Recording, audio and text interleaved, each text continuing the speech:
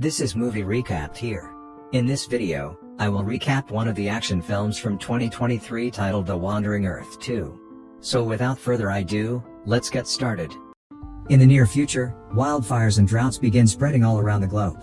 Soon scientists announce an incoming disaster known as the solar crisis, which predicts that at the rate the sun is currently expanding, in 100 years it'll engulf Earth, and in 300 the solar system won't exist anymore.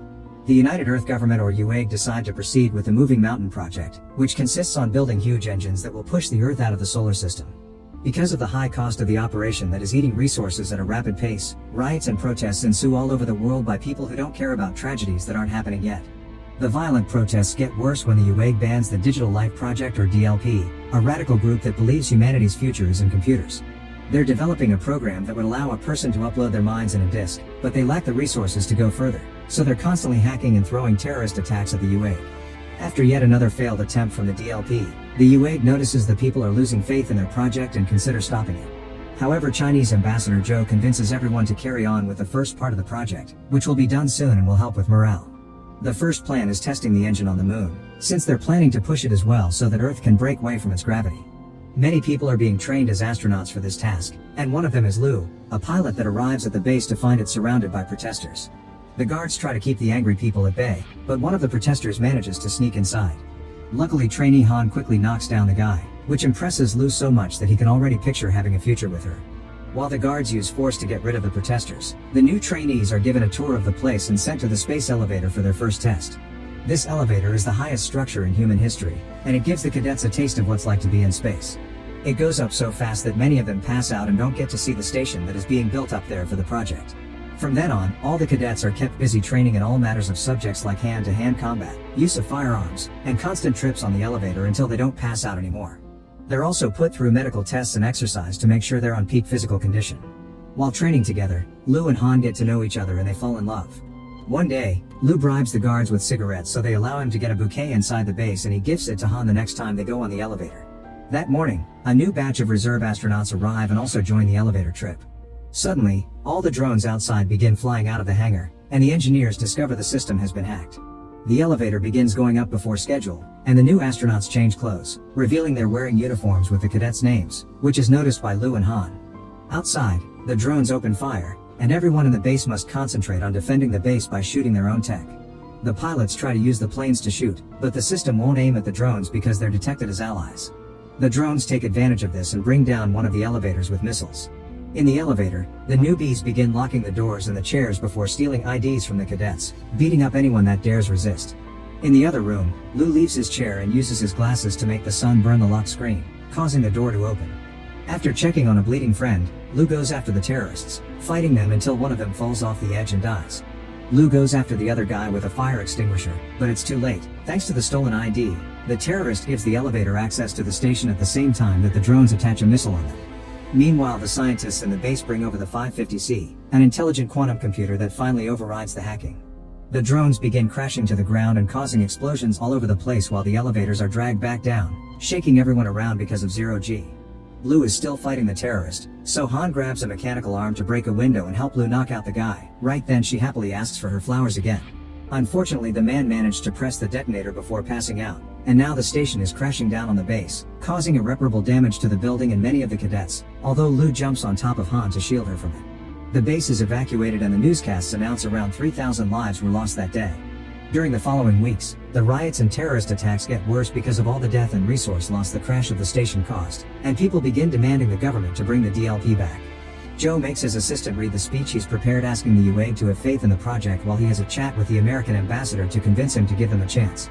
A few weeks later, cryosleeping pods are sent to the moon with a crew that will keep on working on the lunar engines. As soon as he wakes up, computer engineer Hengyu goes to check on his things to make sure they're fine. This includes the AI-550A and a recording of his daughter Yaya that interacts with him in a very limited way because of 550A's limitations. It turns out Hengyu used to work for the DLP and now he's accepted to work on the lunar project to gain access to 550C, which will control the entire base, because he thinks he can use it to make the Yaya's clip, which only lasts a few seconds, develop into a full AI of his dead daughter's mind. While working with the rest of the team, Hengyu learns that computer researcher Zhao is in charge of 550C and wants him to work with him on the operation of the system. Hengyu and Zhao do the first testing of 550C by making it activate each sector of the base. While they wait for the computer to do its thing, Zhao gives Hengyu the digital copy of his mind that the company confiscated when they banned DLP and explains it's up to him if he wants to destroy it or not. Sometime later, Hengyu shows Yaya's clip to Zhao while he remembers the day of the tragedy. He had been driving with his wife and daughter, but in a moment of distraction, Hengyu didn't see a truck coming and the car got in a crash. His wife died instantly, but Yaya still had a few minutes left, so Hengyu took her to the DLP to back up her mind. The organization didn't want to help because the technology wasn't ready yet, but Zhao, who used to work there too, accepted to do the favor. Back in the present, Hengyu asks Zhao to use 550C on Yaya, but Zhao is against the idea and reminds Hengyu that giving him 550A had already been enough. Sometime later, the system detects an incoming level Z9 solar storm. All the workers have to rush back to the base, but they're worried their vehicles won't be fast enough. The drivers push the engines to the extreme and manage to enter the base right before the solar storm hits, but unfortunately 550C gets fried in the process. The AI is needed to launch the project in 3 days, so Hengyu offers 550A to replace it in exchange of being put in the team that will develop the future 550 models. Zhao accepts, and Hengyu moves Yaya's mind to a disk before handing the AI. 3 days later, the team tests the engines and after some seconds of tension, they're delighted to see the moon goes through an angular displacement, small but real. This proves that in 20 years they'll be able to be pushed away completely, and this success gives people all over Earth faith back on the project. A few months later, they test the engines again, this time on Earth. At first all the screens go black and people think it's failed, but suddenly they feel the ground shaking and a bright beam can be seen coming from the astronaut base. Scientists at the UAG confirm that Earth made an angular displacement, and people all over the world celebrate that soon they'll be able to move Earth completely. Many years pass as the UAG continues to work on finishing more powerful engines that will do the full push, and the Moving Mountain project gets renamed as the Wandering Earth. Most of the building is being done by the fixed 550C, who is also developing at an outstanding pace. Every year there's a new test that keeps proving their theories right, and civilians become more accepting of the project, to the point where the DLP disappears completely.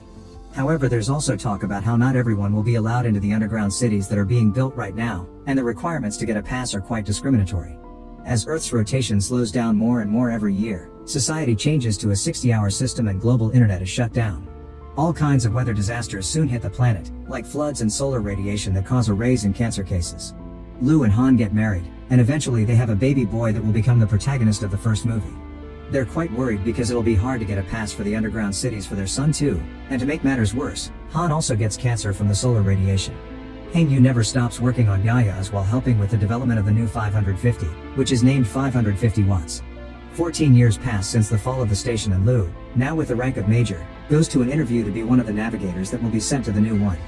The interviewer is 550 watts, who admits Lu's skills are impressive, but it also knows about his family troubles and thinks it's more reasonable for Lu to stay on Earth and take care of them. Lu admits he's sorry to leave his family behind, but getting chosen for the base is the only way to get his son sent to the underground city through preferential policy. On the other side of the mirror, the scientists in charge of the project are also hearing all the interviews, and Hengyu can't help thinking about his own daughter while hearing Lu talk so passionately about his son. Then 550 watts points out that Han's life will end soon, causing Lu to have a breakdown and make him fail the stress test. Afterward, Lu goes to the hospital to spend time with Han, because her condition has worsened to the point she can't be at home anymore. Han admits she'd like to see her hometown one last time, which may be difficult because of the current weather problems. Later in the evening, inspired by Lu's passion, Hengyu sneaks into the base and connects Yaya's mind to 550 watts. This time Yaya has unlimited reactions to him and she can tell she's somewhere else, which makes Hengyu cry. At that moment, a group of guards arrive with Zhao, who tries to make Hengyu see reason and accept Yaya's dead. Hengyu refuses and completely uploads Yaya into 550 watts, which immediately triggers problems in the moon system and the engines begin failing. The guards tase Hengyu and take him away while Zhao puts Yaya back on a disc and shuts down this extension of 550 watts. Meanwhile, Lu pulls some strings through old friends and borrows a jet to take his family to Han's hometown. After doing some pirouettes for fun, they land on Shanghai, which is now a frozen wasteland. While they watch the stars, Han asks Lu that when the time comes, she wants to die with dignity and not with a bunch of wires and pipes connected to her. At the UAG, they discuss the system problem Hengyu caused and notice it's very similar to the hacking they did to the drones in the elevator years ago. They're trying to override the system with 550 watts, but somehow they keep getting blocked. Suddenly the moon's engines cross the limits of their power and explode, causing the moon to lose a good chunk of its land. This explosion also begins pushing the moon towards Earth. Joe is near the ocean when it happens and sends an emergency alert to all world leaders as he watches a tsunami grow in size and hit the land. Because of this emergency state, Lu gets a message calling him back to duty, and the leaders already begin opening the underground cities to let people in since the tides will only get worse from now on. Before Lu leaves for his mission, Han dies peacefully in her sleep, and their son is taken to the underground city by Han's father. Meanwhile, Joe talks at the UAG asking for their support for his emergency plan. He wants to use all of Earth's nuclear weapons on the moon to trigger its implosion and avoid the collision. No government has ever revealed how many nuclear weapons they have in their arsenal because it's confidential, but for the first time in history it doesn't matter and everyone agrees to hand in what they have in order to help. In the meantime, Zhao visits Hengyu in prison to tell him they'll be activating Earth's engines sooner than expected, so they need to reactivate the global internet to allow coordinated detonation control. One of the servers is now underwater, and Zhao wants Hengyu to take care of it. To convince him, he shows him he still has the disk with Yaya's and Hengyu's minds. Because lunar debris has formed an asteroid belt around the moon, the best pilots are chosen to transport the nukes, including Lu. On Earth, 3 teams are sent to take care of the missing internet servers, which are on Beijing, Tokyo, and Dulles.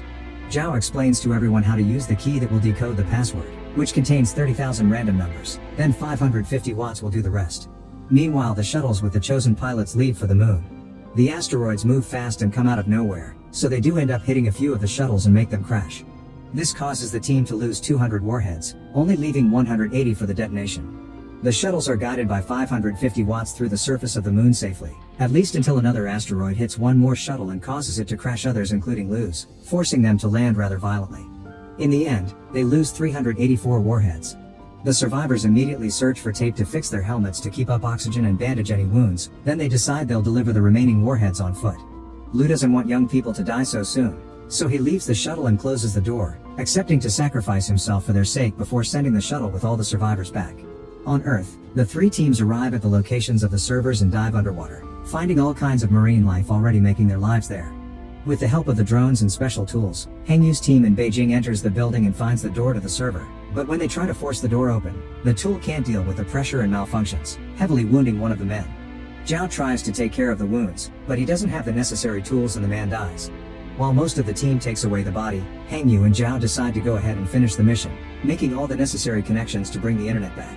While Lu takes a truck to move the remaining warheads, suddenly lunar debris begins falling on Earth, which gets in the way for a backup team to reach the Beijing server. The building starts shaking when the debris hits it, and some hardware falls on Zhao's leg, getting him stuck. The room begins filling with water, and Hengyu can't get the door open even with the help of his drone, so Zhao decides to pass him the password key before the water takes over him and he dies. The lunar debris begins destroying all the major locations on Earth, and the people that had been moving to the underground cities peacefully now being to push in panic. At the UAG, Joe gets bad news. They don't have enough time to coordinate all the warheads to make them explode at the same time because they're all different models. Joe is about to lose hope, but one of his men offer one alternate solution. They could send more astronauts and detonate them manually, meaning they would be accepting to be a sacrifice. 300 people are needed for the operation, and a few youngsters volunteer, but this action is interrupted by an older pilot that points out it's their duty to do this and leave the young people to take care of the future. All astronauts that are over 50 agree and immediately get on the shuttles to fly to the moon. Lu is shocked to see them arrive, but his communicator is broken, so he can't say his old teacher and training partners goodbye before he's put on a shuttle to return to Earth. The UAG confirms the Tokyo and the Dulles servers are back online, but not Beijing. Hengyu is having trouble because the water is filling his room as well, and he can't connect the key to the right computer. Desperate for a solution, he connects the mine disk to the computer at the same time the astronauts on the moon detonate all the nukes. The moon successfully implodes and the collision is avoided, however more debris is coming and Earth needs to leave soon. Hengyu activates Yaya's clip and tries to ask her to activate the internet from the inside by showing her the key, but at that moment the water finally covers him and he dies as well. Lunar debris continues to fall all over the world, and the UAG sends an emergency message saying the mission has failed, thus riots and panic begin taking over major cities. However, Zhao thinks not all hope is lost and tells his team to start the countdown to fire the engines. Everyone thinks he's crazy, but in Beijing, Hengyu's mind suddenly activates inside the computer as well. After reuniting with his daughter, the Hengyu AI gets down to business and works to activate the server at the same time a man follows Zhao's orders and presses the button. Everyone at the base watches with awe as the Earth is pushed away out of the lunar debris way and people around the world celebrate while the tides finally calm down. Lu watches the Earth move from his spot in the shuttle and takes the chance to record a beautiful video to send to his son. Meanwhile, Hengyu's and Yaya's mind backups become one with 550 watts.